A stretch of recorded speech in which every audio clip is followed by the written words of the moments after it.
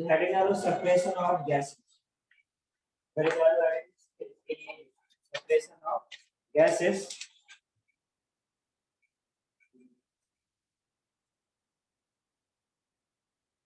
Basically हमें question ये है कितने कंटेनर का रिक्वायरमेंट होगा यदि इन दोनों को सेपरेट आउट करना है। इसका मतलब क्या है, ये दोनों इनका जो ये दोनों अलग अलग होंगे, करेक्ट, अलग अलग कब होंगे, जब इनमें से कोई एक खत्म हो जाएगी एक कंटेनर से, करेक्ट। पहले क्या होगा, इससे इधर डिफ्यूज हुआ, किसी एक पर्टिकुलर रेट से डिफ्यूज होगा, इधर इसके जितने कंपोनेंट्स थे इधर कुछ क्या होंगे, इधर कुछ आ जाएंगे, फिर इससे कुछ इधर डिफ्यूज होगा, इससे कुछ इधर डिफ्यूज होगा, इनके मोल का रेशियो है वो क्या होगा, चेंज होता रहेगा और क्या होता रहेगा, कम होता रहेगा। तो कितने कंटेनर की आपको रिक्वायरमेंट होगी जब आप इन दोनों को सेट करेंगे, ये क्वेश्चन समझ में आया, नहीं आया समझ में, क्वेश्चन फिर से। तो इस कंटेनर में क्या है, आपके पास दो गैस ए और बी, ठीक है।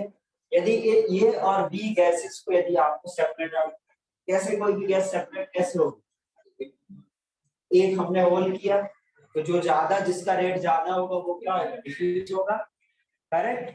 फिर क्या होगा, जब जैसे जैसे बेटा क्या होगा, इनके इधर इनके जो इंडिविजुअल प्रेशर है वो भी चेंज होंगे। आपको पता है रेट ऑफ डिफ्यूजन किस पर डिपेंड करता है, मॉलिक्यूलर वेट पे भी करता है और प्रेशर पे भी करता है। यदि हम लोग प्रेशर कांस्टेंट ले लेते हैं तब ये आता है, करेक्ट। तो अभी जब यदि इनके मोल, अभी कुछ इसका मोल का रेशियो होगा तो इनका कुछ प्रेशर का रेशियो भी होगा, तो इनके कुछ डिफरेंट रेट होंगे। सपोज पहला टाइम आया जब पहला कंटेनर से गैस निकलना शुरू हुआ, इनका कुछ इंडिविजुअल प्रेशर होगा, पीए अपॉन पीवी समथिंग, पीए पीवी, इसका कुछ एक रेट होगा। रेट क्या होगा, सपोज मैं आरए अपॉन आरबी की बात करूं तो क्या होगा, PA upon PB root MB upon MN. कुछ ये इधर से डिफ्यूज होके कुछ इस कंटेनर में पहुंचेगी, इस कंटेनर में किस रेशियो में गैसेस पहुंचेगी, जिस रेशियो में क्या होगा, इसका रेट होगा। आपको पता है कि जो भी चेंजेस होते हैं वो कैसे चेंजेस होते हैं, प्रोपोर्शनल में चेंज होंगे, या तो लेंथ चेंज हो जाए, प्रेशर चेंज हो जाए, या मोल चेंज हो जाए, करेक्ट। इधर क्या हो रहा है, मोल चेंज हो रहा है। तो इस पर इसका जो NB अपॉन NA होगा, यदि मैं इस पर पूछूं आपसे NB upon NA at second container, वो किसके बराबर होगा या किस रेशियो में होगा, या इसको ऐसे बोल सकते हो NB upon T, NA upon T, ये क्या होगा रेट, इसको क्या लिख सकता हूं,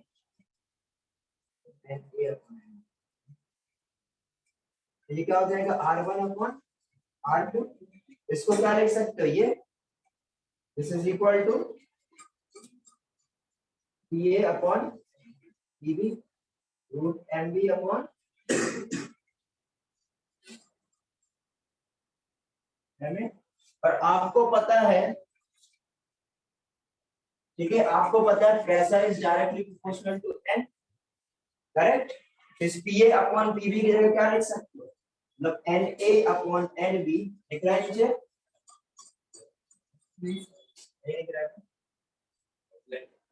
इधर देखो NA upon NB N2 is equal to क्या आ जाएगा, इसकी जगह मैं NA अपॉन N2 लिख सकता हूं क्योंकि प्रेशर डायरेक्टली प्रोपोर्शनल है।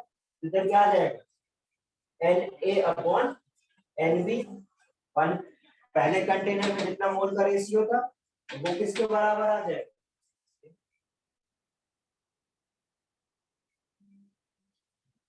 अब यदि मेरे को इस पर निकालना होगा तो वो क्या होगा, वो क्या हो जाएगा, इस R1 अपॉन R2 है, ये किसके लिए था, 1 के लिए था, ठीक है। ये बराबर होगा 2 का, किसके बराबर होगा, PA अपॉन PB ऑफ 2, या और ये into MB upon M A P. इसकी जगह मैं ये लिख सकता हूँ R1 अपॉन R2 किस कंटेंट के लिए देखेंगे तो वो 2 के बराबर होगा। 2 का जो प्रेशर है और इसका जो मोल रेशियो है इसमें वो आप क्या लिख सकते हैं, ये लिख सकते हो लिखा होगा Na upon Nb of 1 into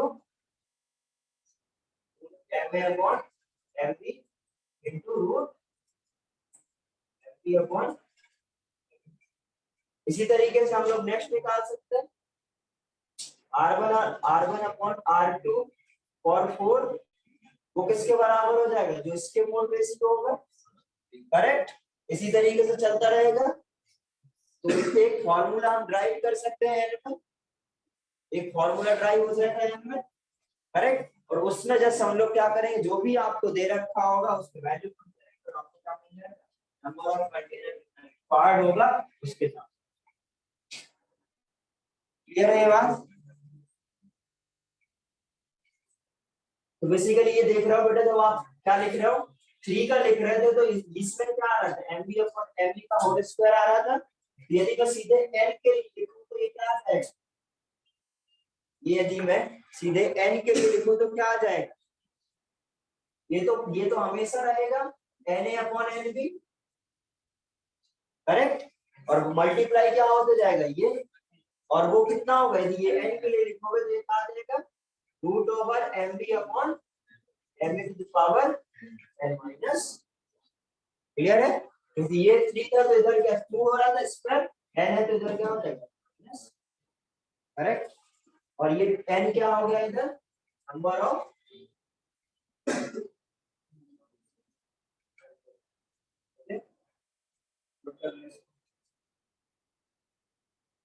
कई बार ऐसे पूछा जाता है बेटा स्टेप्स बताओ, कितने स्टेप्स होंगे। तो देखो जितने कंटेनर का रिक्वायरमेंट आ रहा है उससे एक कम क्या होंगे number of step, correct. n minus 1 is equal to क्या होता है नंबर ऑफ स्टेप। ऐसे क्वेश्चंस आपको मिल सकते हैं एक्सरसाइज 2 और एक्सरसाइज 3, मतलब और मेंस लेवल तो है ही नहीं, जो पूछेगा एडवांस लेवल ही नहीं है। करो इसको।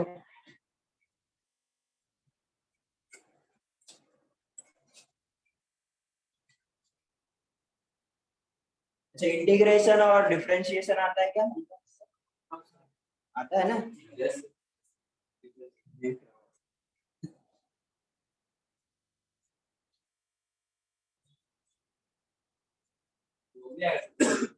क्या हो गया नहीं बस फिजिक्स केमिस्ट्री मैथ्स ये साथ में पढ़ाया जाता है, तीनों है बायोलॉजी ये डिपेंड है, बायोलॉजी तेरी लाइफ के लिए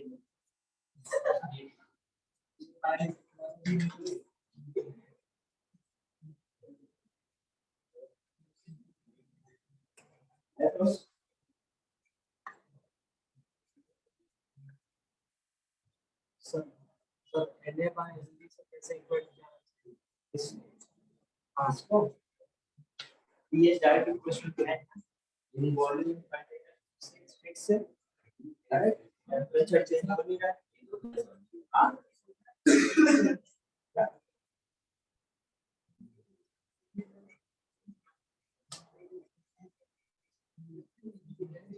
माइनस नहीं है इक्वल टू है अब इक्वल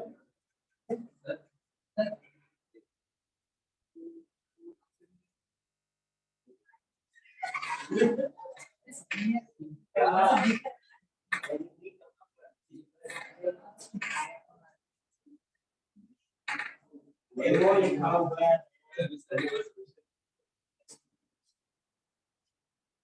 भाई, मेरे को टाइम करना है जिससे आपको ये समझ में आए ये rate Na by T Nb by T, ये रेट है। T से T हर बार कैंसिल हो रहा है तो लिखने की जरूरत है क्या, जान क्या ये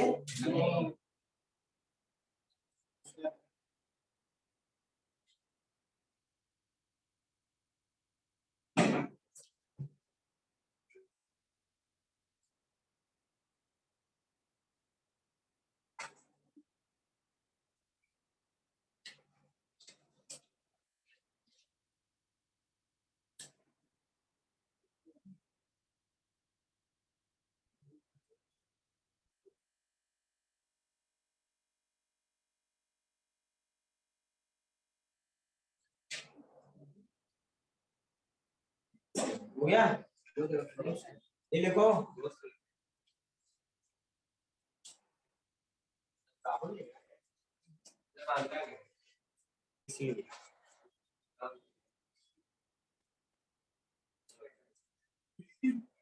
बेटा 5 लोग हैं ऑनलाइन, गायब मत हो जाना, ठीक है? राहुल देख लिया कौन कौन कपड़ा देख। अच्छा, इंस्टेंटेनियस रेट क्या होता है किसी को पता है क्या? आप लोग ने इंस्टेंटेनियस वेलोसिटी पढ़ी होगी, उसको क्या लिखते हो? अभी हम लोग रेट को क्या बोले थे? Delta x upon T. यदि इंस्टेंटेनियस की बात करेंगे तो क्या बोलेंगे? D x upon D. अरे इधर भी सेम बात कर सकते हैं, सेम यूज कर सकते हैं। एक क्वेश्चन पूछो, करोगे क्या सीधे? हाँ सर कोशिश।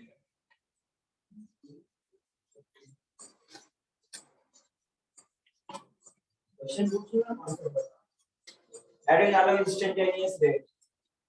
तो डायग्राम इंस्टेंटेनियस तुम लोग कल तक लिखते हो, जल्दी लिखा करो। Rate is directly proportional to क्या होता है? p अपॉन रूट है, ठीक है? यदि मैं प्रेशर को भी कांस्टेंट ना एज्यूम करूं, वैसे मैं रेट को inversely proportional to root m भी बोल सकता हूं, बट अभी मैं क्या कर रहा हूं? प्रेशर को चेंज कर रहा हूं, टेंपरेचर को कांस्टेंट लिया है, एरिया ऑफ क्रॉस सेक्शन क्या है? सेम। करेक्ट? ये सबको पता है ना किस किस पर रेट डिपेंड करता है। अब यदि इसके इंस्टेंटेनियस रेट की बात करें तो इसको क्या लिखोगे? यदि प्रेशर चेंज हो रहा है तो क्या लिखोगे? dp upon dt। करेक्ट? ये क्या हो जाएगा? अच्छा, प्रेशर बेटा डिक्रीज करेगा तो रेट रेट हमेशा क्या लिखते हैं? पॉजिटिव होता है रेट, उसके आगे आप क्या लगा देंगे? नेगेटिव। पता है ना ये? किसी भी चीज के रेट आपको यदि डिफाइन करना, रेट कब नेगेटिव हो सकता है? हो सकता है क्या? नहीं हो सकता ना। बट इधर पे क्या है? प्रेशर डिक्रीज करेगा तो रेट आपको पता है क्या होगा? माइनस आएगा, क्योंकि फाइनल माइनस पी इनिशियल लिखोगे आप, और फाइनल कम है तो रेट क्या आएगा? नेगेटिव। बट नेगेटिव हो नहीं सकता, इसलिए मैं पहले से क्या लगा रहा हूं? इज इक्वल टू क्या लिख सकते हैं? k टाइम्स प्रोपोर्शनलिटी कांस्टेंट हटाया क्या आ जाएगा? k upon. अब जरा दिखा दो मेरे को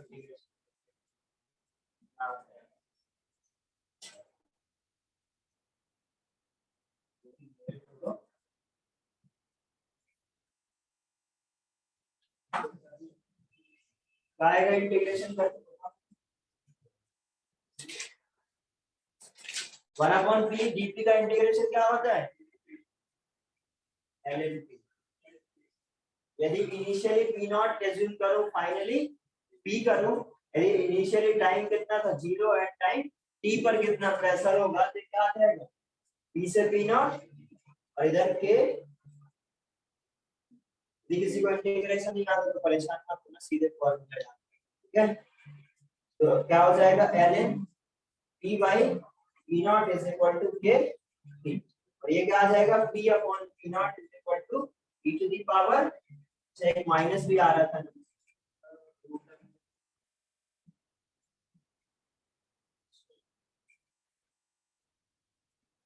और कुछ नहीं छूटा ना। ठीक है, p नॉट अपॉन क्या आ जाएगा? Minus k upon root m। Clear? तो फाइनल प्रेशर क्या आएगा? p not e to the power minus k upon root m। आगे समझ? कैसे निकालेंगे इंस्टेंटेनियस कोई भी चीज? आप देखो, इधर तो प्रेशर में चेंज है, यदि कोई कंसंट्रेशन में चेंज कर दे, लेंथ में चेंज कर दे, तभी भी हम लोग सेम इंटीग्रेशन करेंगे। क्लियर है? नोट कर लो इसको। रेट क्या नेगेटिव, नेट जो रेट है वो नेगेटिव, क्या क्या मतलब? कोई सेंस है? रेट क्या होता है? किसी को चेंज, किसी का चेंज। डायरेक्ट चेंज हमेशा क्या होगा? पॉजिटिव होगा, कोई डिक्रीज होगा या इंक्रीज होगा। चेंज आप क्या बोलोगे? इंक्रीज हो रहा है या डिक्रीज हो रहा है। बट हम लोग मैथमेटिक्स में यदि रिप्रेजेंट करेंगे चेंज को तो क्या लिखेंगे? ये जो वैल्यू है ये क्या नेगेटिव आएगी? इस ये जो चेंज है वो नेगेटिव यदि आ रहा है तो इधर मैथमेटिक्स में तो माइनस लगाना पड़ेगा मेरे को, जिससे वो क्या हो जाए? पॉजिटिव हो जाए। ऐसे समझो बेटा, कोई चीज नेगेटिव है हमेशा पॉजिटिव, क्योंकि इधर हम लोग जो पी लिखेंगे, डीपी मतलब क्या होता है? P final minus P initial. तो पी फाइनल कम है हमेशा क्योंकि प्रेशर डिक्रीज कर रहा है, तो पी फाइनल यदि कम है तो ओवरऑल नेगेटिव आएगा, इसलिए मैंने माइनस लगा के क्या क्या किया। एम याद रहेगा ना, मोलर मास लिख लेना।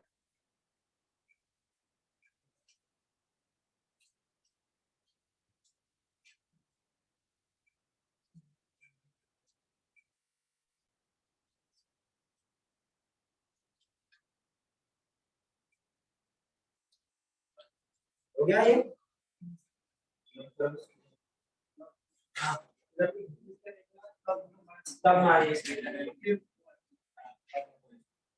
ये चीज हम लोग और थोड़ा समझेंगे जब वेट के बारे में काइनेटिक्स पढ़ेंगे, ठीक है, केमिकल काइनेटिक्स, तब मैं और अच्छे से।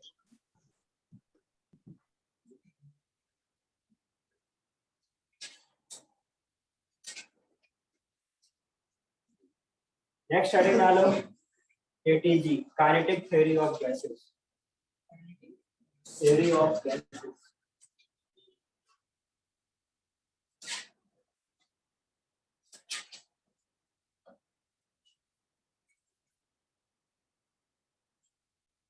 काइनेटिक थ्योरी ऑफ गैसेस,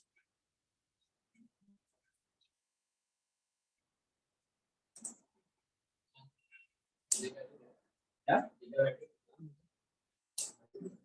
यहाँ भी है, यहाँ आगे हाँ कोई बात नहीं, आगे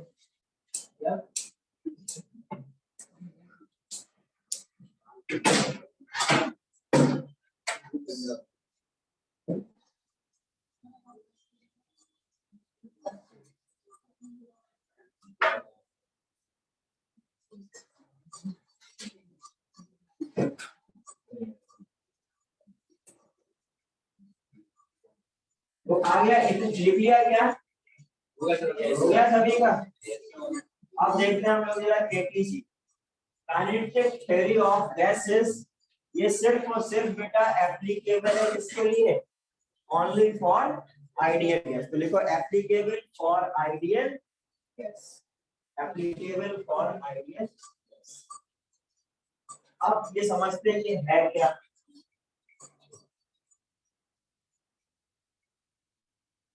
क्या एप्लीकेबल फॉर आइडियल गैस? अब देखो जरा क्या होता है। काइनेटिक थ्योरी ऑफ गैसेस से हम लोग जो भी सीखेंगे या जो भी हम लोग को पता चलेगा, एक्चुअली हम लोग क्या करेंगे, देखिए एक कंटेनर, ठीक है, कंटेनर के अंदर बेटा गैस के पार्टिकल्स होंगे, और वो गैस के पार्टिकल्स का कितना एनर्जी है, कितना काइनेटिक एनर्जी है, वो यदि मेरे को कैलकुलेट, तो क्या अभी आप लोगों को जितना आता है क्या उससे आप काइनेटिक एनर्जी कैलकुलेट कर सकते हैं क्या? आपको सिर्फ अभी क्या आता है, V इक्वल टू एनआरटी लगाना आता है, और क्या सीखा, partial Dalton's law, partial pressure, और ठीक है, 3 टॉपिक हो गए, कुछ होमवर्क दिया था मैंने बोला था 3 टॉपिक करने को, हो गए, दिखा जरा, दिखाओ 1 मिनट थोड़ा जल्दी से, और जो नहीं लिखा है कितने किया, इसका मैं नाम बताऊं, उसका नाम देखिए क्यों सेम सर मुझे जैसे क्लास में एनसीईआरटी तो आपको पहले सबमिट कर दीजिए, देखिए कैसे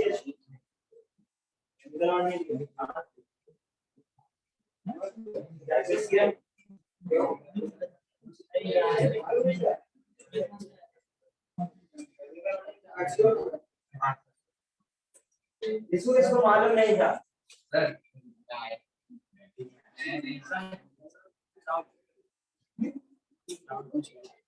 शायद अब कल डाउट क्लास है उसमें आ जाएगा, डाउट क्लास में नहीं आ जाए,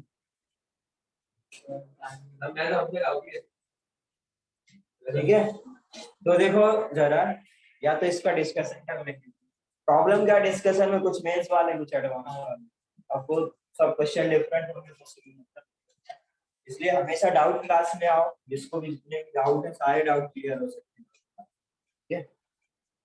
हाँ बाकी देखो जिस किसको किसको बाकी तो हैंड रेस करके सबको नहीं पता, आज बोल रहा हूँ कल फिर क्लास है, कल नहीं होगी तो परसों तो जरूर होगी, ठीक है, कल है ना, कल मेरे को सेक्शन 1, सेक्शन ए, बी, सी और सेक्शन डी, हाँ गैसियस स्टेट एक्सरसाइज 1 और एडवांस वालों को पार्ट 2 का करना है। ठीक है, एक्सरसाइज 1 के पार्ट जो ऑब्जेक्टिव है उसका। ठीक है, आओ जरा दिखाओ एक बार, जरा दिखाओ।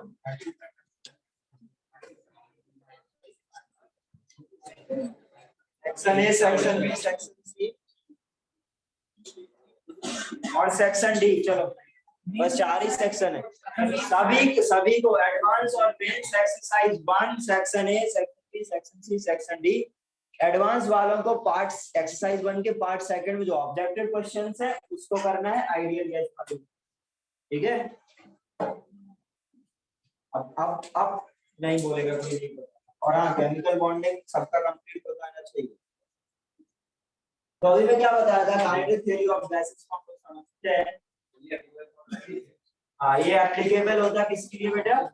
आइडियल गैसेस के लिए। अब समझो जरा यश, अब देखो जरा मैं क्या बताने जा रहा हूँ। यदि मैं बोल रहा था एक कंटेनर के अंदर गैस के पार्टिकल्स यदि प्रेजेंट है तो उस गैस के पार्टिकल्स का काइनेटिक एनर्जी कितना होगा, उस जो कंटेनर के अंदर बेटा गैस के पार्टिकल्स हैं उनका वेलोसिटी कितना होगा, वो किस तरीके से मूव कर रहे होंगे, जो आपके पार्टिकल्स हैं उनके कितना स्पीड होगा, क्या बहुत सारे मॉलिक्यूल्स का सेम स्पीड होगा, नहीं होगा, होगा तो कितना होगा, किसका बहुत ज्यादा होगा, कितना मैक्सिमम स्पीड हो सकता है, आपके जो कंटेनर के अंदर गैस के पार्टिकल्स हैं उन सब का डिस्कशन हमको कहाँ करना है, काइनेटिक थ्योरी ऑफ गैसेस। ठीक है, उसके लिए बेटा उसने सबसे पहले हमें कुछ पोस्टुलेट्स पढ़ने होंगे, जो कि उसने बताया कि हमें ये कंडीशन अप्लाई करनी पड़ेगी तभी हम लोग ये काइनेटिक थ्योरी ऑफ गैसेस। ठीक है, तो क्या क्या पोस्टुलेट्स है, जैसे मैंने सबसे पहले बोला है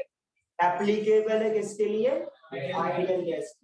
अब आइडियल गैस एक्चुअली में कैसा होना चाहिए ये अभी तक आपको पता ही नहीं, बस आपने सुना है कि आइडियल गैस है और कुछ रियल गैसेस है। करेक्ट, आप समझते हैं जरा आइडियल गैसेस एक्चुअली में कैसे होना चाहिए, तब हम लोग क्या कर पाएंगे, इसमें अप्लाई कर पाएंगे काइनेटिक थ्योरी ऑफ गैसेस को। तो जो आपके एक कंटेनर के अंदर गैस के पार्टिकल्स हैं वो रैंडम मोशन को सम कर, ठीक है, बट क्या याद रखेंगे, ये जो पार्टिकल्स हैं इनके बीच में बेटा फोर्स ऑफ अट्रैक्शन क्या होना चाहिए, नेग्लिजिबल नहीं, अब होना चाहिए जीरो। क्या होना चाहिए, तभी क्या बनेगा बेटा आइडियल गैस। रियल गैसेस में क्या होगा, नेग्लिजिबल होगा, बहुत कम होगा बट होगा कुछ। इधर क्या होना चाहिए, करेक्ट। एक पहला पॉइंट क्लियर हो गया। दूसरा पॉइंट क्या होना चाहिए, अच्छा ये बताओ, यदि सपोज इस कंटेनर के अंदर सिर्फ ये पार्टिकल होता तो इसके रैंडम मोशन के लिए पूरा कंटेनर का वॉल्यूम अवेलेबल है, पूरा कंटेनर के लिए वॉल्यूम अवेलेबल है, बट इधर पर बहुत सारे मॉलिक्यूल्स हैं, क्या हर एक पार्टिकल के लिए रैंडम मोशन के लिए अवेलेबल वॉल्यूम कंटेनर का वॉल्यूम है या डिफरेंट होगा? यदि बहुत सारे पार्टिकल्स हैं उसके लिए क्या है, कंटेनर का वॉल्यूम, हम लोग जो कंटेनर का वॉल्यूम इस गैस के वॉल्यूम को नहीं एज्यूम कर सकते क्योंकि हमें बेटा साइज को सब्ट्रैक्ट करना पड़ेगा, तब करते हैं जब क्या हो साइज सिग्निफिकेंट। अभी आइडियल गैस के केस में क्या बोलेंगे हम लोग, पार्टिकल इतना छोटा है कि इनके बीच में जो दूसरे पार्टिकल के बीच का जो स्पेस है वो बहुत ज्यादा, राइट। इसके लिए हम लोग क्या एज्यूम करेंगे, आइडियली क्या होना चाहिए, तब उसको आप आइडियल गैस बोलोगे जब इनके पार्टिकल्स के बीच में स्पेस क्या हो, बहुत,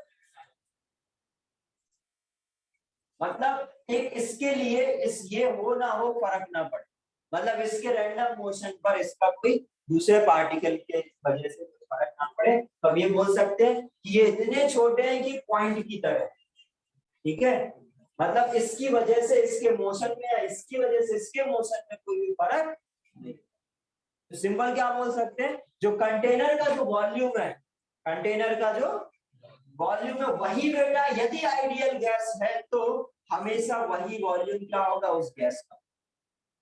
आगे समझ, ये अजम्पशन, पहला अजम्पशन था क्या था, कि आपके बीच में एकदम फोर्स नहीं होना चाहिए, इनके बीच में जो इंटरेक्टिव फोर्स होता है वो 0 होना चाहिए।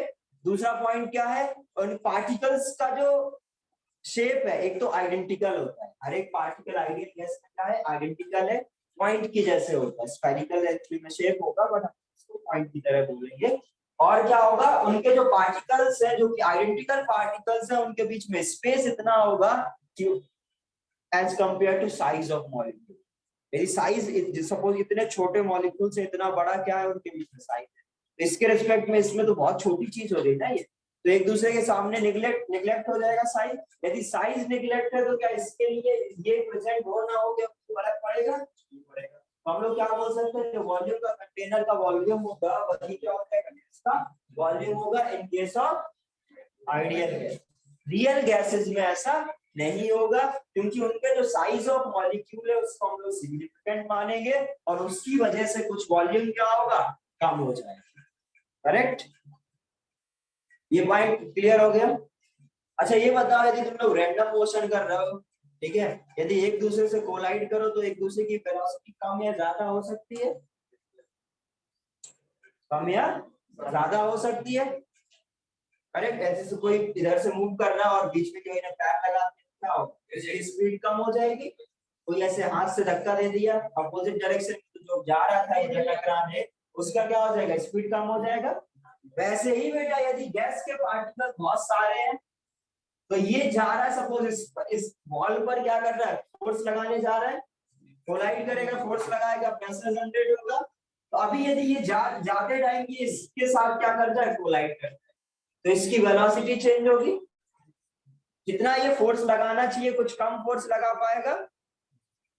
करेक्ट, इसका मतलब क्या है, यदि अब हमें इसका आइडियल केस लेना, हम लोग इसका आइडियल केस क्या लेंगे कि इन पार्टिकल्स के बीच में जो रैंडम मोशन की वजह से जो कोलिजन होगा वो ऐसा कोलिजन होगा जिसकी वजह से उनके वेलोसिटी में कोई चेंज नहीं होगा, और ऐसे कोलिजन को हम लोग क्या बोलते हैं, इलास्टिक कोलिजन। क्या बोलते हैं, इलास्टिक कोलिजन। अभी आप लोग फिजिक्स में पढ़ोगे आगे कोलिजन, तो उसमें आपको इलास्टिक कोलिजन बहुत सारे टाइप के कोलिजन होते हैं वो आप सीखोगे। तो अभी सिर्फ हमें क्या याद रखना है, इलास्टिक कोलिजन जिसमें कुछ भी वेलोसिटी चेंज नहीं आता है, उसमें कुछ भी एनर्जी का लॉस नहीं। आगे समझ में, ये आइडियल केस।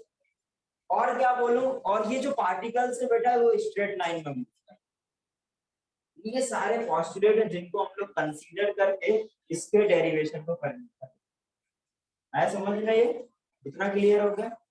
और लास्ट पॉइंट बोलो, ठीक है, और मैं भी लिखाऊंगा।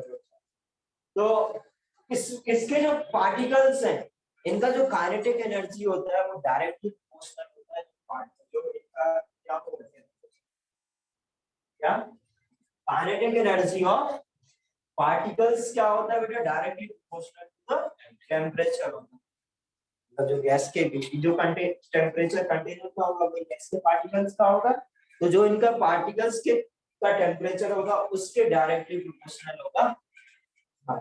ऐसे आप सोच भी सकते हो, सोच सकते हो क्या, यदि सपोज एक कंटेनर के अंदर आप कुछ भी गैस भरा हुआ है और आप पीछे से हीट कर रहे हैं, तो वेलोसिटी क्या होगी, इंक्रीज होगी, और वेलोसिटी इंक्रीज हुई तो क्या होगा, काइनेटिक एनर्जी इंक्रीज होगा। सिंपल बोल सकते हैं kinetic energy is directly proportional to, ठीक है। हाँ पोस्टुलेट हेडिंग डाल के लिखो, मैं कुछ पोस्टुलेट्स दिखा दे रहा हूँ।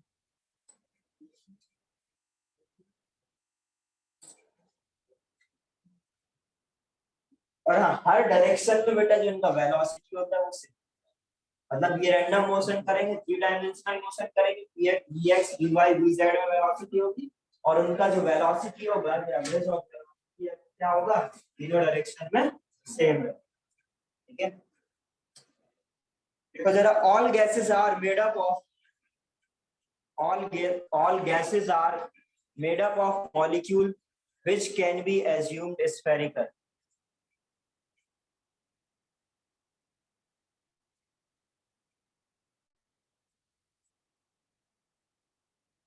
All gases are made up of molecule which can be assumed spherical.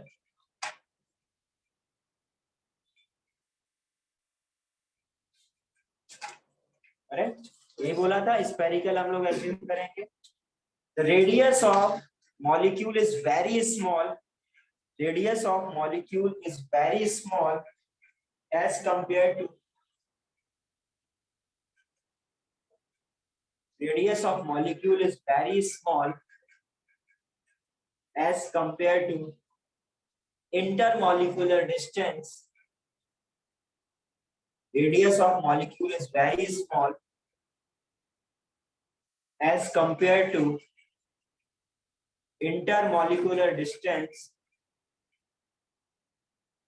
Therefore, the volume of molecule is ignored.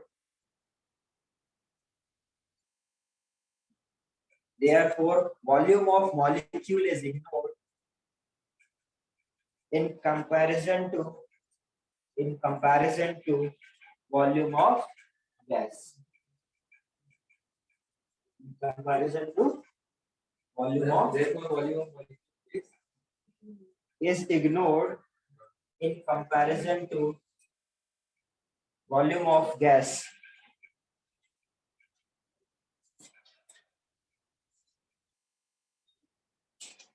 Yeah, yes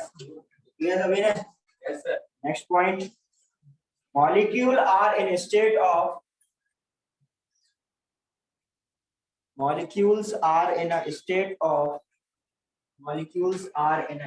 of constant random motion. Constant random motion.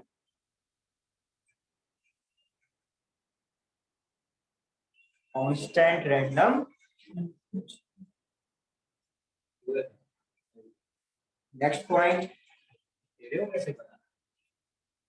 Fourth point हो गया, तीसरा होगा, fourth लिखो. Intermolecular forces are absent.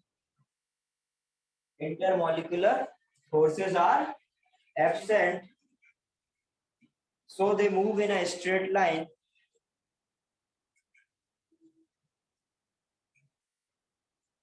Intermolecular forces are absent, so they move in a straight line with constant speed till they collide.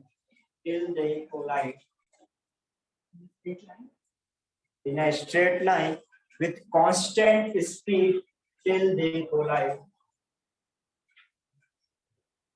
Next point, all collision are elastic. All collision are elastic. Elastic के bracket में लिख लेना no energy loss. No energy loss. Next point,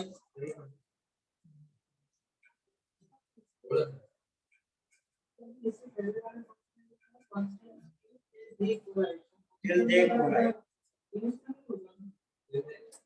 change नहीं होगा पर direction change. Basically कोई भी energy नहीं चेंज होने वाली है, बट उनका डायरेक्शन तो बदलेगा. वेलोसिटी चेंज, स्पीड कुछ नहीं चेंज होगा. हाँ, वेलोसिटी बोल, डायरेक्शन बोल सकते हो, डायरेक्शन चेंज हो सकता है, बट उनके बीच में बेटा कोई भी एनर्जी का लॉस नहीं.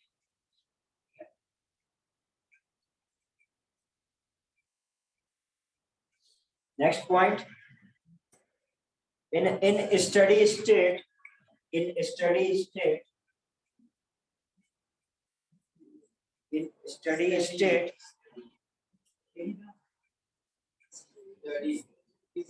बस लिख दिया. In steady state, velocity distribution profile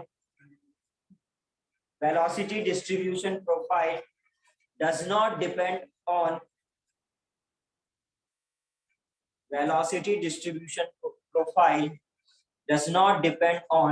position, direction or time.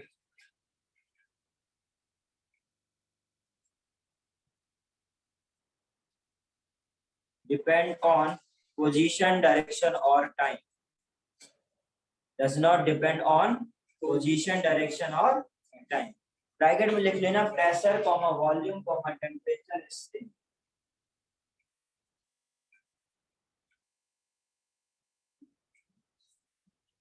Basically जो समेशन ऑफ Ex स्क्वायर है, समेशन ऑफ Ey स्क्वायर है, summation of B Z square वो क्या रहेगा हमेशा constant.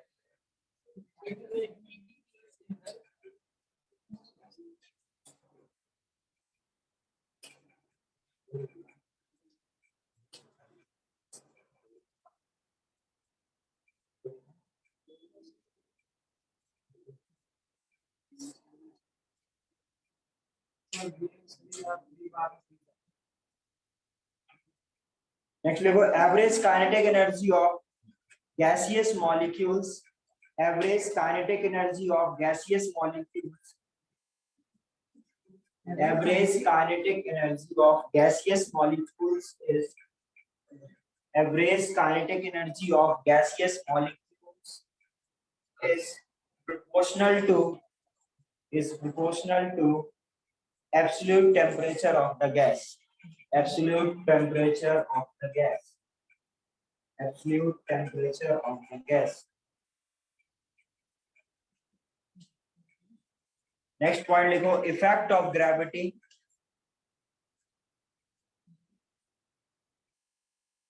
Effect of gravity is replaceable.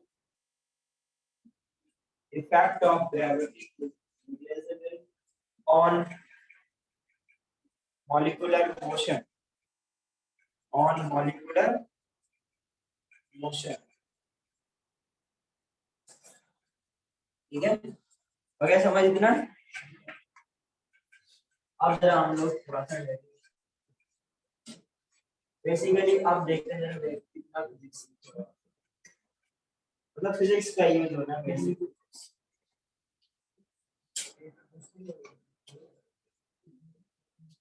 अरे इधर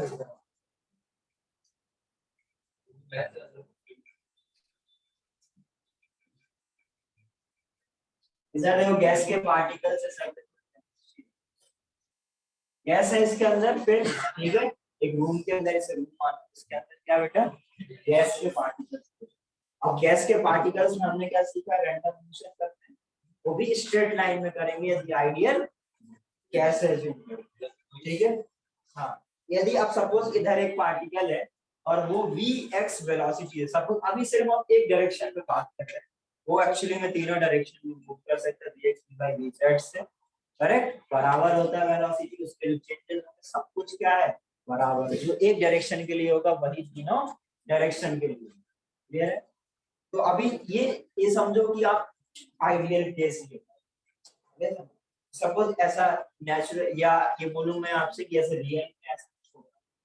ठीक है, तो सपोज इधर एक पार्टिकल है, तो x डायरेक्शन में भी हम लोग बात करें तो ये सपोज vx वेलोसिटी से मूव कर रहा है, तो इसका मास क्या है m है, तो इसका मोमेंटम कितना होगा, या मैं इसे बोलूं इधर से ये इधर से गया, वॉल से टकराया, वापस आया, चेंज इन मोमेंटम क्या होगा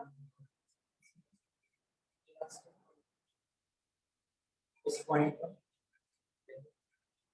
इधर से था चेंज मोमेंटम पढ़ लिया है ना, पढ़ लिया ना, मोमेंटम क्या होता है मास इनटू वेलोसिटी।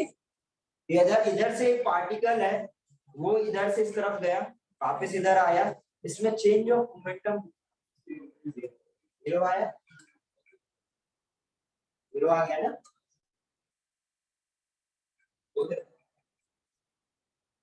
मिलेगा। देखो जरा, सपोज बेटा एक मास m था, वेलोसिटी vx था, ये गया, तो इसका मोमेंटम क्या होगा, initial momentum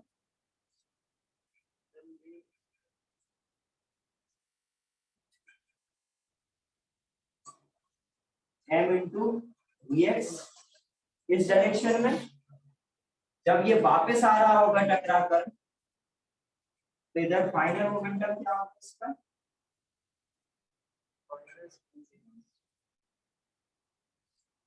minus m, change क्या होगा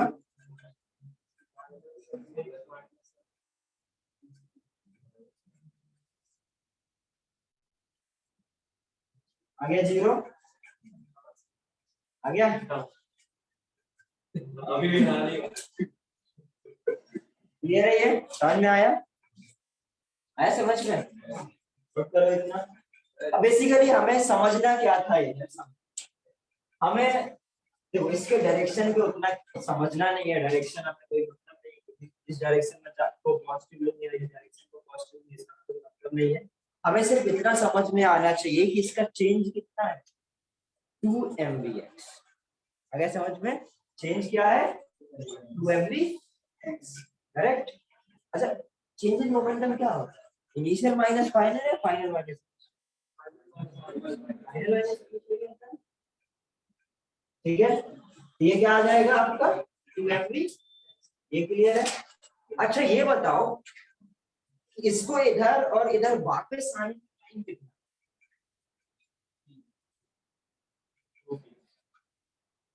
यदि सपोज ये डिस्टेंस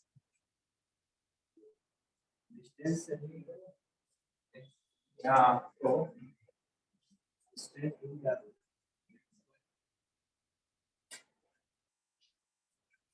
हाँ सपोज L लेंथ, मतलब L लेंथ है, एक जो उस कॉर्नर से शुरू किया, इस कॉर्नर पे आया, वापस इस कॉर्नर पे पहुंचने के लिए टाइम कितना लगेगा, 12/vx, करेक्ट। आया है समझ में, vx वेलोसिटी से वो क्या कर रहा है, 12 डिस्टेंस कवर कर रहा है, तो टाइम टेकन कितना होगा,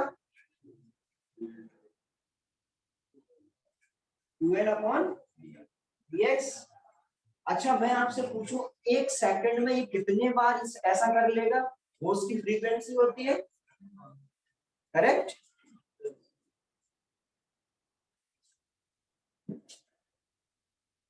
तो क्या होगा उसका फ्रीक्वेंसी होगा, फ्रीक्वेंसी कितना आएगा, सिंपल उल्टा, करेक्ट। इतना टी टाइम के लिए तो एक के लिए कितना होगा, vx/l। मैं यदि आपसे बोलूं फ्रीक्वेंसी कितना हो गया, vx/, करेक्ट। ये समझ में आ गया कि वो एक बार में कितने, एक सेकंड में कितने बार मूव कर रहा है, वो क्या आएगा आपका vx/12। अब चेंज इन मोमेंटम क्या होता है, फोर्स, चेंज इन मोमेंटम क्या होता है, फोर्स। मोमेंटम मैंने निकाल लिया है, चेंज इन मोमेंटम कैसे निकालूंगा,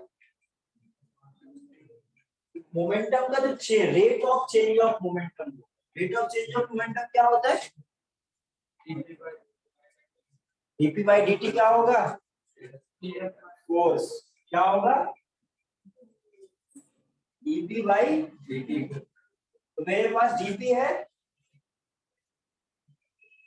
ठीक है, इसको मैं 2 MVx लिखता हूं, साइन को हम लोग dp/dt और 1/t, ये होगा चेंज, फ्रीक्वेंसी होगी ना, मल्टीप्लाई कर दूं vx/, करेक्ट। ये क्या आ जाएगा, dp/dt इज इक्वल टू, जो कि क्या है आपका फोर्स, कितना आया mv स्क्वायर, इतना नोट करो। तो बेसिकली हमें क्या पता चल गया बेटा, फोर्स पता चल गया इस पार्ट, इसकी वजह से हम लोग ने क्या कैलकुलेट करनी, फोर्स पता चल गया, और फोर्स पता चल गया तो उससे हम क्या निकाल सकते हैं, प्रेशर निकाल सकते हैं। आया नहीं समझ, कितने लोगों को समझ नहीं आई डेरिवेशन अभी तक, इतना जो कराया है क्या हुआ इधर, ओवरऑल समझो एक बार फिर से। एक पार्टिकल था सपोज उस कॉर्नर, मैंने सबसे पहले क्या देखा, ये इधर से निकला, इधर राइट किया, वापस आया, चेंज मोमेंटम में कितना चेंज होगा, 2 MVx, ठीक है। डबल हो जाएगा, जितना उसका मोमेंटम होगा वो क्या हो जाएगा, ऐड हो जाएगा, 2 MVx चेंज हुआ, माइनस डायरेक्शन बता, इसको पॉजिटिव ले लो, इसको पॉजिटिव ले लो, करेक्ट। ये आ गया 2 MVx। अब आपने क्या निकालना है, इससे मैंने डिस्टेंस निकाल, डिस्टेंस 12 दिया था, तो कितना इसको टाइम लगेगा जब ये वापस लौट के आएगा, मतलब एक बार कोलिजन करने में टाइम कितना लगता है, वो निकाल लिया मैंने 12/vx। फ्रीक्वेंसी क्या होती है 1/t, या ऐसे बोल सकता हूँ कि एक सेकंड में कितने बार कोलाइड करके वापस आ रहा है, वो क्या होगा आपका फ्रीक्वेंसी। एक एक बार कोलाइड करके वापस आने के लिए टाइम पता था, तो एक सेकंड में मैंने निकाल लिया, वो क्या हो जाएगा bx अपॉन 2, बेसिकली 1/2। और हमें चेंज ऑफ मोमेंटम नहीं पता था, 1/t पता था, मल्टीप्लाई करा टाइम तक का है। Rate of change of momentum, rate of change of momentum क्या होता है, फोर्स। फोर्स मैंने लिख दिया mvx² अपॉन,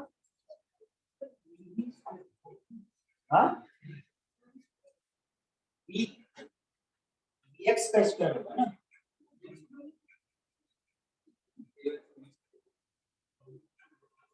ये vx है, x² नहीं लिख रहा हूं, vx का स्क्वायर, vx वेलोसिटी इन x डायरेक्शन, समझे?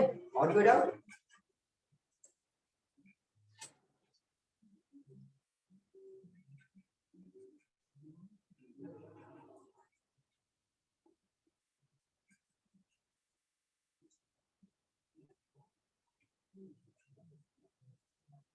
अच्छा ये बताओ, जो यदि मैं इन सबके वेलोसिटी, अब यदि मैं इसको vx, ठीक है, vx का स्क्वायर पता है हमको, v जो आपका एक्चुअली में इनका वेलोसिटी होगा रिजल्टेंट का, हम सारे डायरेक्शन में कंसीडर करें, इतना लिखा, लिखो जरा जल्दी लिखो।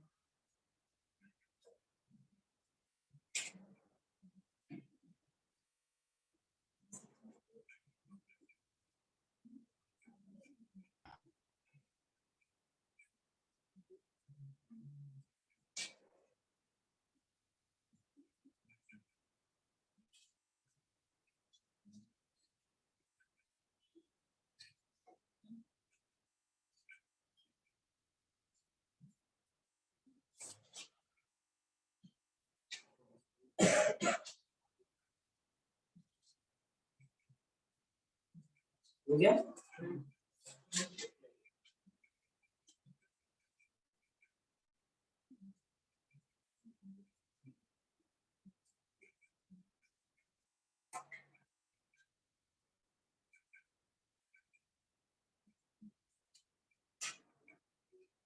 ये क्या था, मास ऑफ वन मॉलिक्यूल, अभी तक जो हम लोग किए सब वन मॉलिक्यूल के लिए करें। अब जो चीज एक मॉलिक्यूल के लिए होगी बेटा, वही सारा कुछ तो आइडेंटिकल है, उसको बदल नहीं रहा है, वही सारा कुछ क्या होगा, हर एक मॉलिक्यूल के लिए होगा। तो यदि सपोज इस और वेलोसिटी, अभी हमने सिर्फ एक डायरेक्शन की बात करी, एक डायरेक्शन की यदि हमने बात करी, अभी हम जो सारे तीनों डायरेक्शन की बात करें तो इसका एक्चुअली में वेलोसिटी कितना आएगा, हमें इस bx² को रिप्लेस करना पड़ेगा पूरे मॉलिक्यूल का, जो एक्चुअल रिजल्टेंट वेलोसिटी होगी इन ऑल डायरेक्शन, करेक्ट। और आपको पता है कि bx² is equal to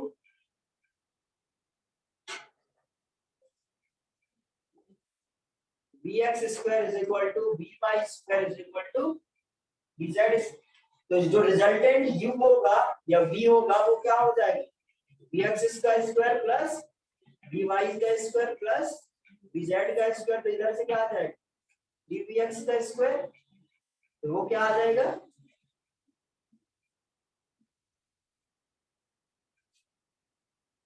correct. इसको मैं रिप्लेस कर सकता हूं इससे, तीनों डायरेक्शन में एक मॉलिक्यूल के लिए फोर्स कितना आएगा, m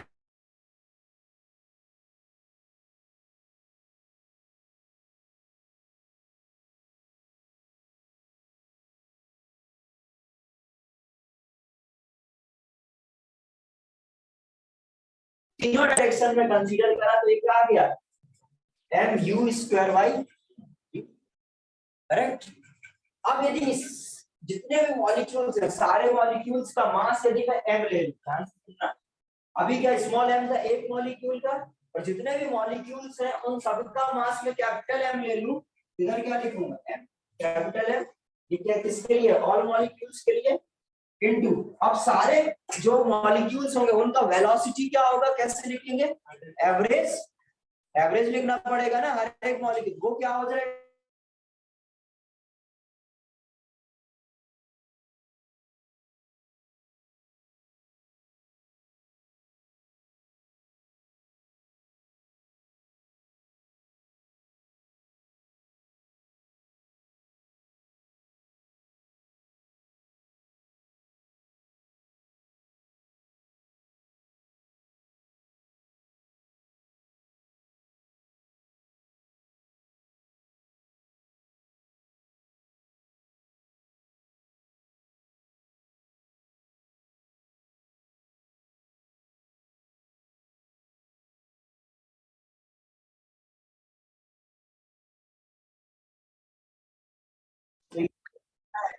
ठीक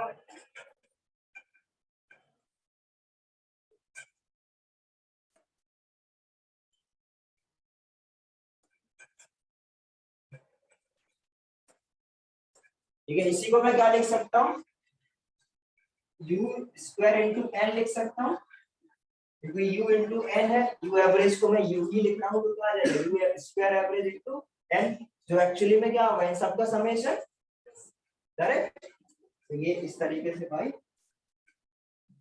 क्लियर है कितना। अब यदि फोर्स को क्या लिख सकता हूं मैं, फोर्स को क्या लिख सकता हूं, इधर लिख रहा हूं इसके, फोर्स क्या होता है, अरे प्रेशर में बीपी भाई, बीपी ईटी, प्रेशर में पूछ रहा हूं, मोमेंटम की पूछ रहा हूं। प्रेशर क्या होता है, फोर्स अपॉन एरिया, ये कौन बताएगा,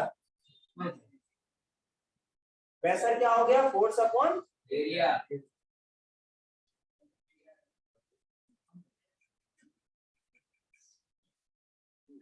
सही लिख रहा था, क्या हो जाएगा, B into A, correct, B into A is equal to क्या हो जाएगा,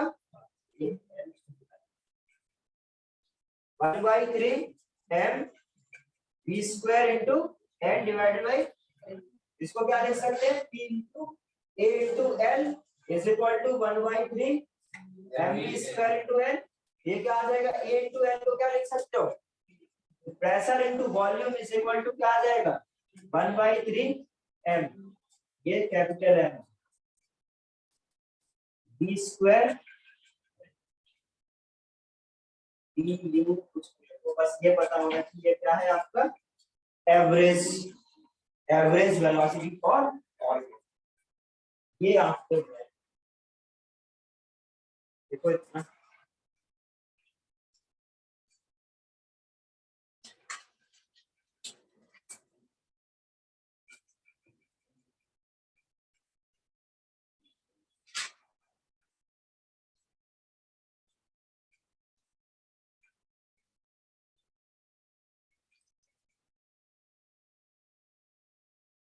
नोट करो जल्दी से, उसके आगे कुछ कह रहे हैं,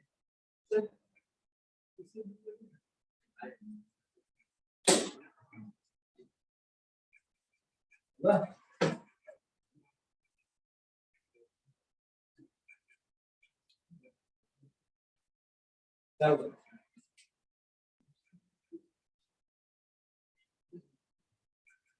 आगे नहीं कर सकते,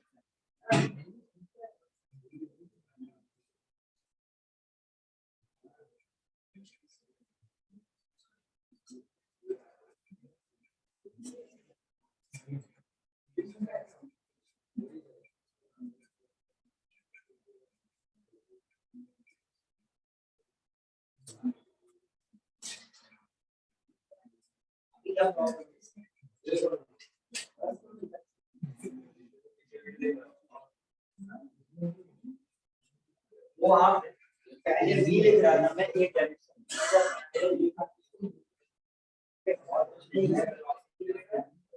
एक्स लिखा, मतलब यू लिख रहा हूँ, मतलब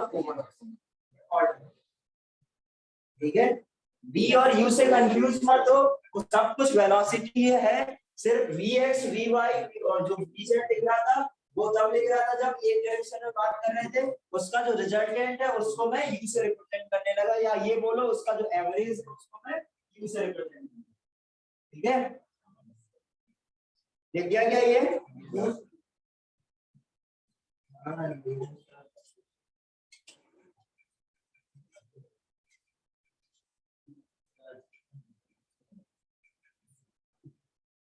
आप देख पा रहे होंगे एक्चुअली मैं ये एवरेज तो आपको लग नहीं रहा हो, वेलोसिटी का एवरेज ऐसे तो लिखते नहीं है, यदि किसी का u1 वेलोसिटी किसी का u2 है, तो इसी का मैं एवरेज लिखता तो एक्चुअली मैं क्या लिखता, divide by n, average square में तो करते नहीं है कभी, इसको क्या बोलते हैं, जब इस तरीके से कभी स्क्वायर में आप एवरेज करो तो इसको बोलते हैं हम लोग वेलोसिटी VRMS, मतलब square root mean velocity, square root mean velocity, या तो इसको आप लिख सकते हो रूट मीन स्क्वायर। ये अभी वापस आएगा, ठीक है, बट इधर पे लिख लो ये एक्चुअली में क्या है आपका रूट मीन स्क्वायर वेलोसिटी। इधर पर जो मैं यू लिख रहा हूँ इसको आप क्या लिख सकते हैं यू आर एम एस, क्योंकि ये क्या है एवरेज है किसका रूट मीन स्क्वायर। इसको चेंज कर लो, देखो ये जल्दी लिखो फिर आगे बढ़ो। लिख लिया? एक बार ये डेरिवेशन अपने से खुद से करना दोबारा, ठीक है, एक बार दोबारा करोगे तब समझ में आएगा, क्योंकि देखो थोड़ा सा फिजिक्स लगा, फिजिक्स ही है, आगे इधर केमिस्ट्री लग गया, फोर्स इक्वल टू क्या होता है प्रेशर इनटू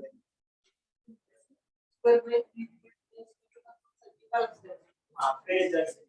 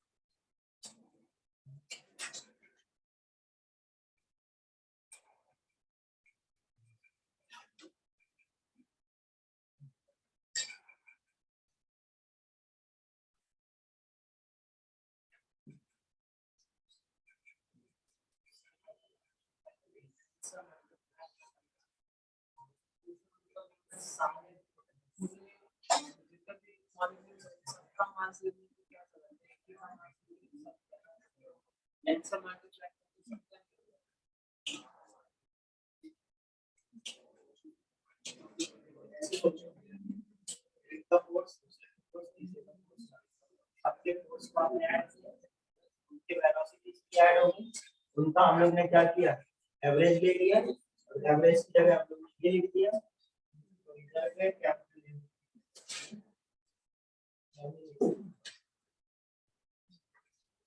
दो बार एक्चुअली में क्या हो रहा था दो बार n मल्टीप्लाई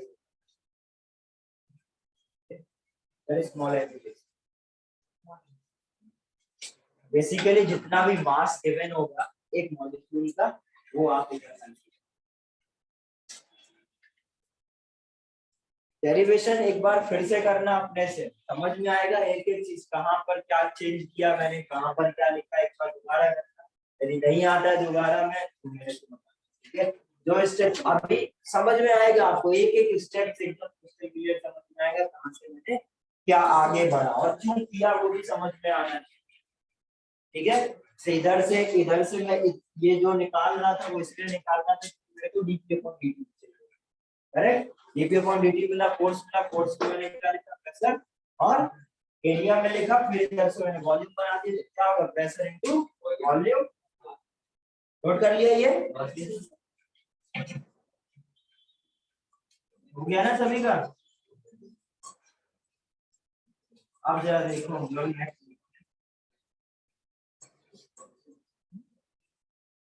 ये क्या है PV is equal to 1/3 n 1/3 N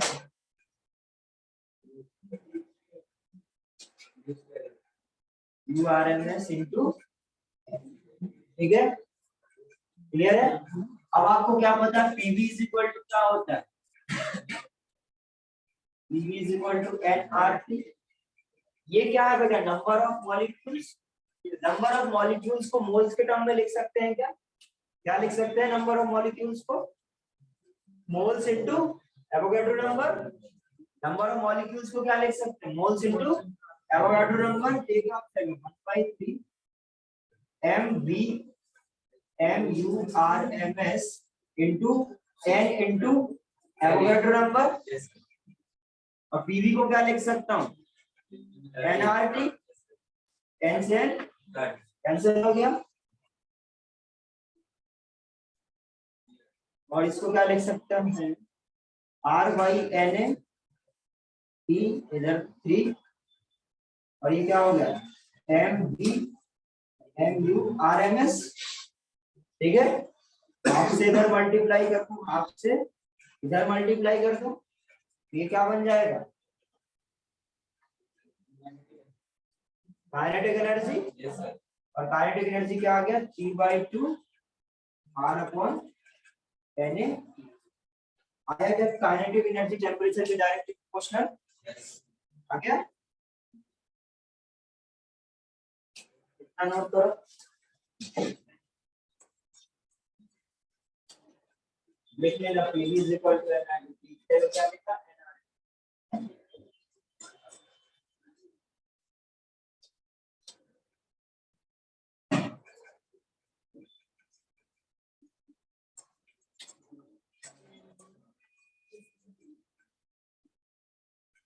ये जो R बाई Na होता है, एक और कांस्टेंट आया बेटा जिसको बोलते हैं Boltzmann.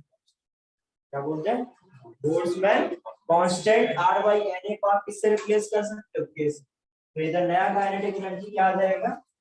Kinetic energy equal to 3/2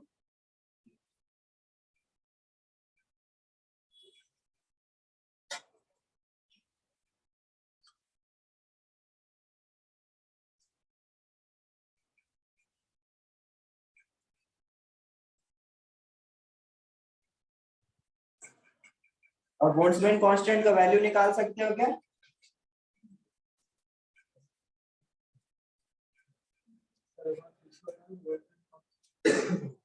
R by Na था, R बाई Na को मैं K लिखता हूं। ये भी कांस्टेंट है, ये भी कांस्टेंट नंबर है।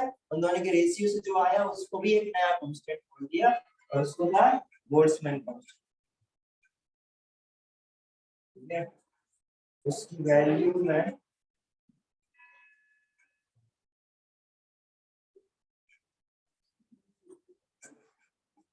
बोल्ट्जमैन कांस्टेंट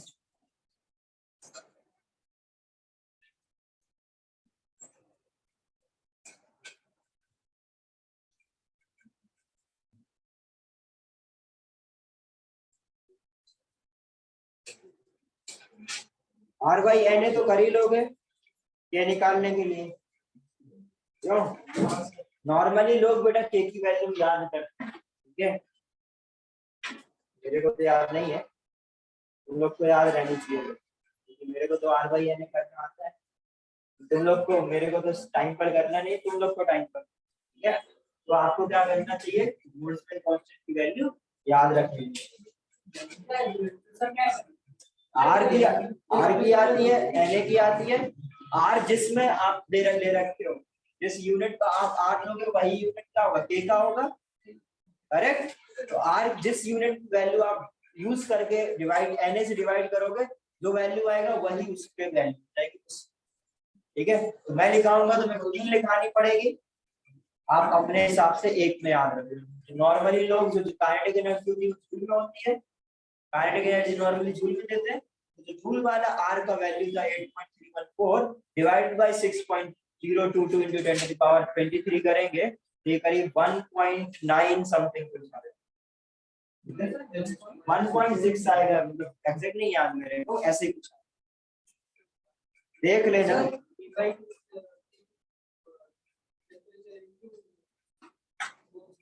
हाँ, 3/2 आपका काइनेटिक एनर्जी है। ठीक है, और जो K का यूनिट होगा वही काइनेटिक एनर्जी का यूनिट, और वो जो K का यूनिट है वो R का, जो बेसिकली R की वैल्यू यूज करो वही काइनेटिक एनर्जी का वैल्यू। कैपिटल कैपिटल कैपिटल के लिए हाँ, आ गया समझ में इतना? अब हेडिंग डालो जरा, root mean square speed. Root mean square speed, root mean ये लिखा है बेटा, रूट मीन स्क्वायर वेलोसिटी।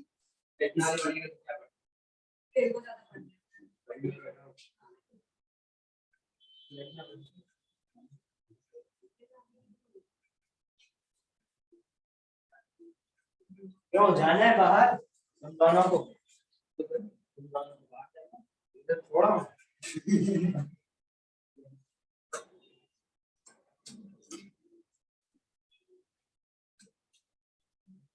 मेरे को भी साथ में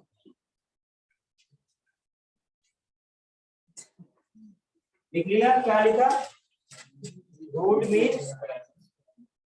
अब मैं कुछ फॉर्मूले लिखा रहा हूँ, बेसिकली वो फॉर्मूले जो हम लोग स्पीड इतना फोकस मत करो वेलोसिटी केमिस्ट्री पढ़ रहे हो, ठीक है, सब स्पीड है। मेरी आदत है वेलोसिटी देख लेते हैं, फिजिक्स पढ़ा। देखो जरा, जो आपका यूआरएमएस है अंदर या वीआरएमएस बोलो, वो क्या होता है? √3/80/m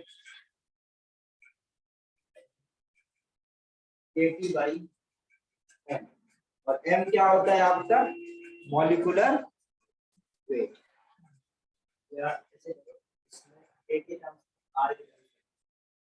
इधर नीचे के टर्म्स में लिखता है, इधर n लिखना पड़ता है, चेंज हो जाता है। तो सिंपल क्या है, देखो वीआरएमएस √3/RT। कैसे निकाला होगा ये? जो जैसे मैंने अभी बताया था, वीआरएमएस क्या होता है? u1 का स्क्वायर प्लस u2 का स्क्वायर प्लस u3 का स्क्वायर u4 का स्क्वायर। इस तरीके से आपके पास डेटा होगा, उसका आप क्या करोगे? रूट मीन स्क्वायर वेलोसिटी का स्पीड निकालोगे और वो जो कैलकुलेट होकर आता है √3/RT। ठीक है, वो इधर से भी देख सकते हो। ये यदि क्या है? रूट मीन स्क्वायर वेलोसिटी है, इसको क्या लिख सकते हो? 3/2R/m। और ये एक्चुअली में ये आपका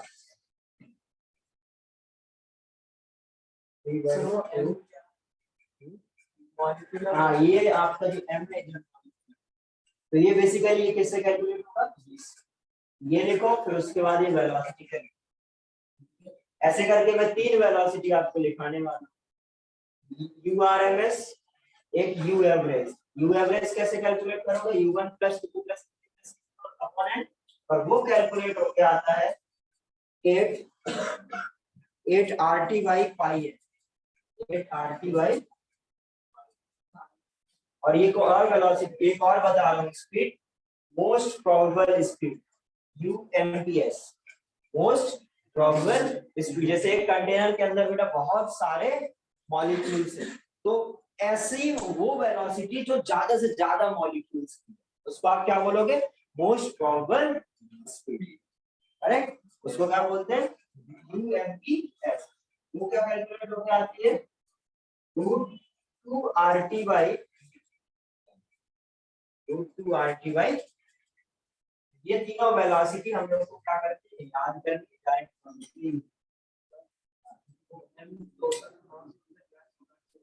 ये मॉलिक्यूलर वेट वो चेंज होके आ जाएगा, तो परेशान निकालना।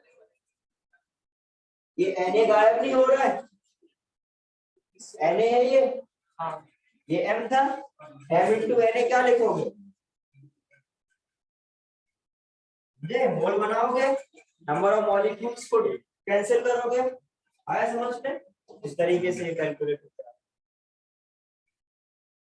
देखो परेशान नहीं होना।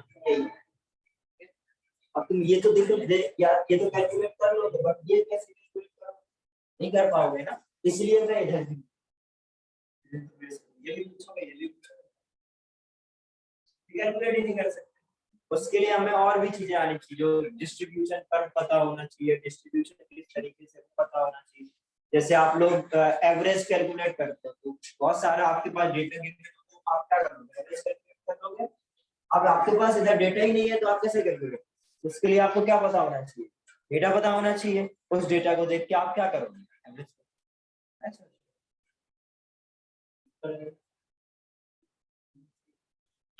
मोस्ट प्रोबेबल स्पीड का मतलब सबको याद होना चाहिए, एवरेज का मतलब सबको पता होता है, रूट मीन स्क्वायर का मतलब मैंने बता दिया है, स्क्वायर वेलोसिटी को स्क्वायर करके ऐड करके उसका एवरेज लोगे तो रूट मीन स्क्वायर स्पीड बोलेंगे। और जो मोस्ट प्रोबेबल स्पीड है वो क्या है? वो स्पीड बेटा जो ज्यादा से ज्यादा मॉलिक्यूल्स की क्या है, ज्यादा से ज्यादा मॉलिक्यूल्स की स्पीड है, उसका आप क्या बोलोगे? Most probable. करेक्ट? लिखो जरा एक क्वेश्चन, नोट नहीं किया गया? करो करो जल्दी करो।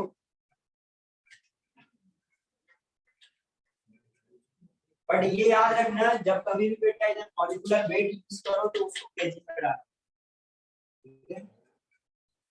यदि आंसर आप कभी यदि फॉर्मूला के में यूज कर रहे हो, ठीक है, जब कभी मास के वेलोसिटी यूज करते हैं, ठीक है। अभी मैं एक फॉर्मूला आपको केटी में भी लिखता हूं, ठीक है, ये तो मोलर मास है, कोई प्रॉब्लम नहीं। यदि इसको हम के टर्म्स में आंसर लिखेंगे, बाजू में के टर्म्स में लिखा है जी केटी बाई, और ये मॉलिक्यूल क्या था, मोलर मास था, ये क्या है, मास। और मास कभी भी यूज करोगे तो किसमें यूज करना, हमेशा केजी, ठीक है, हमेशा केजी में यूज करना तो सही है, क्योंकि आपको जो चीज यूज करनी होती है जहां से कैलकुलेट हो जाते हैं तो कैसे क्या जाएगा, सिंपल बस आर की जगह के कर लो, एम की जगह क्या कर दो, मास कर दो, उसको रिप्लेस करके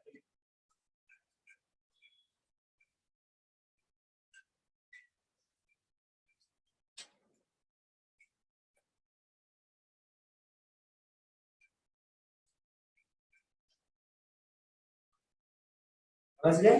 तो के आर में सबसे आपको रिलेशन पता होना चाहिए, और आप ये इस तरीके से लिख सकते हो, ई एन एस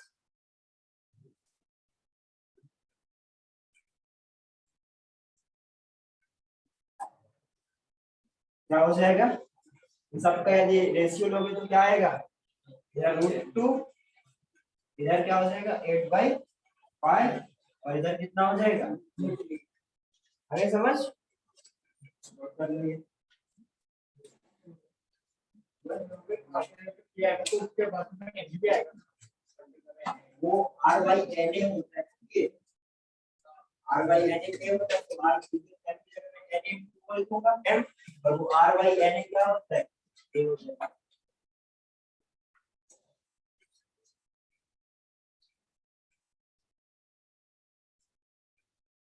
नोट किया गया ये, क्या वो जो ऊपर वो एम है वो तो जो है, ठीक है। अभी क्वेश्चन करोगे तो अब सेक्स क्या बोला था, सेक्शन ए बी सी और डी, डी भी कंप्लीट हो गया, ठीक है। सेक्शन ए बी सी भी करना, एक क्वेश्चन मैं सोच रहा था करा दूं, बट है नहीं, लिखो यार क्वेश्चन, बता दिया होमवर्क, बार बार नहीं पूछना है, कोशिश करना है, क्या नहीं नहीं समझ।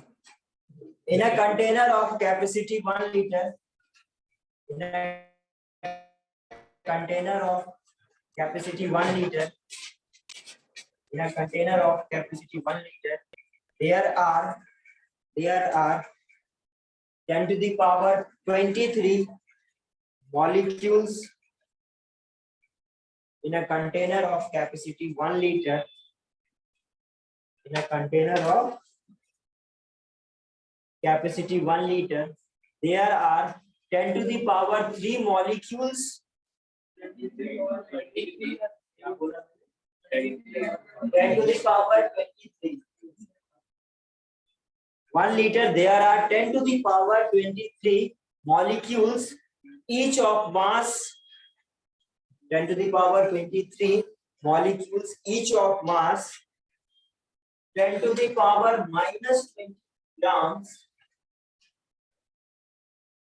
10 to the power minus 22 grams. If root mean square speed of, if root mean square speed of, root mean square speed is 10 to the power 5 centimeter per second, speed दे रखा है आपको 10 to the power 5 centimeter per second. Then calculate pressure of gas. Then calculate pressure of, करो sir, then calculate pressure of,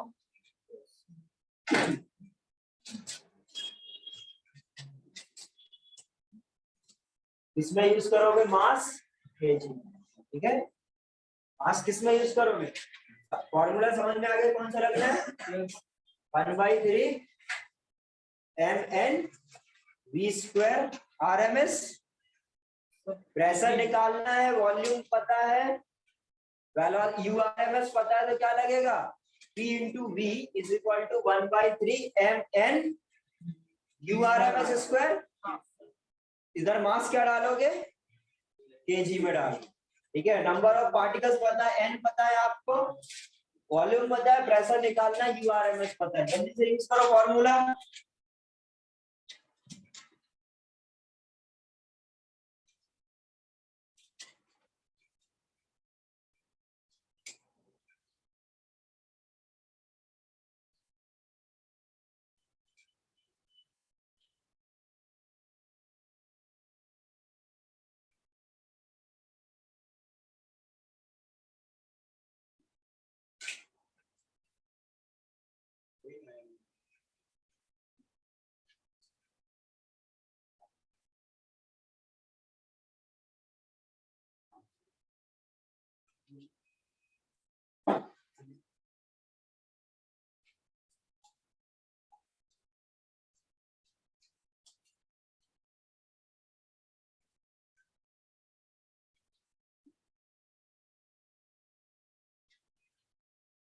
done हो गया, कितना है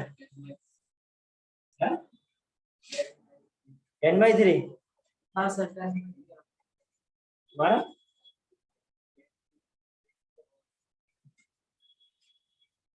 answer है 10⁻⁷/3 और निकालते रहना, नेक्स्ट क्लास में आंसर है 10⁻⁷/3। चेक करो और इसके आगे मैं नेक्स्ट क्लास में बताऊंगा।